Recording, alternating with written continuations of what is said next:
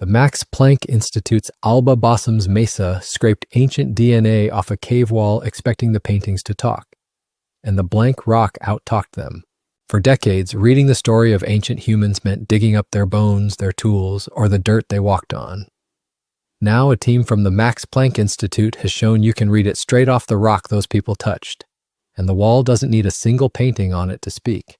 Nobody on the team can yet explain why the bare stone remembered more than the art did. Working inside the first art project, researchers sampled 24 rock art panels across 11 caves in Spain and Portugal.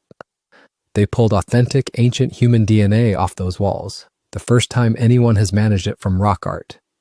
The genetic traces are at least 2,000 years old, and the team says likely far older.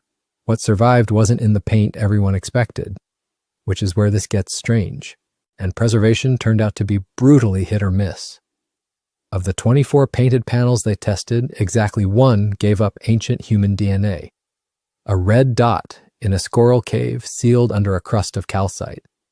That mineral crust had hardened over the pigment and locked it away from contamination for thousands of years. The team even tested a rare ancient airbrush tool used for applying paint, hoping to find human DNA, and got nothing usable, which tells you how fragile this new archive is and why the walls, not the art, became the real prize. Because across everything they collected, only 5 samples came back with genuine ancient human DNA. And most of those didn't come from the art at all. They came from blank, unpainted stretches of wall first taken as negative controls.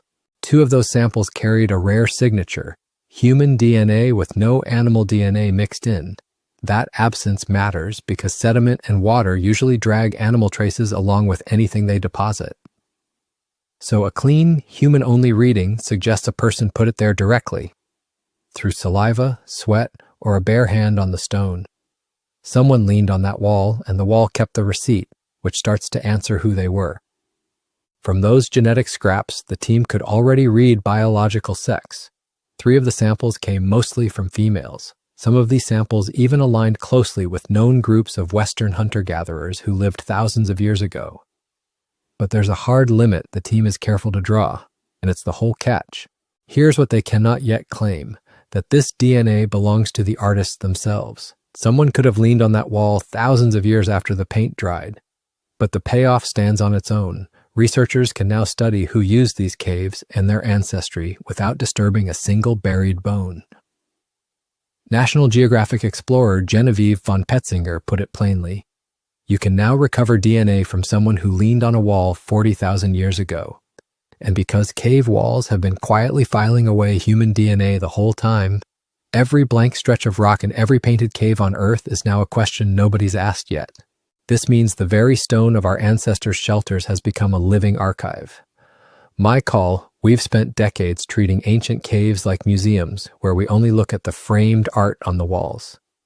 The real shift is realizing the entire cave is the hard drive and we've barely plugged it in. Stay patched.